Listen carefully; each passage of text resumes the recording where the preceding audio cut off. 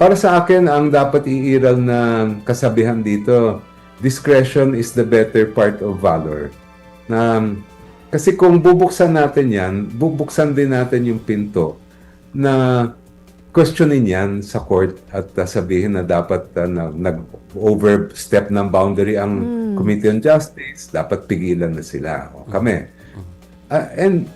Kasi kaya ko sinasabi yon dahil ang pinag-uusapan natin, yung allegation ng impeachment complaint ay unexplained wealth.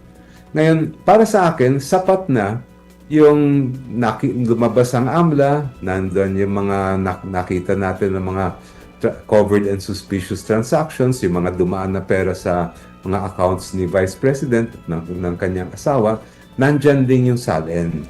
So if we talk about determining unexplained wealth, yun na yun eh.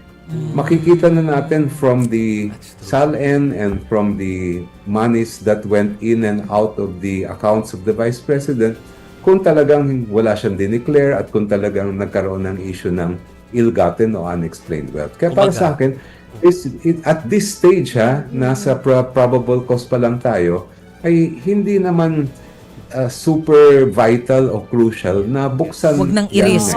Kumbaga. Yes. Oo, sapat na yung dokumento. Yeah. Pero Kong, so ibig sabihin, etong mystery box yung to be continued sa susunod na hearing. Dito, ito Yes, yung pupulutin natin. Kumbaga dito tayo magsisimula.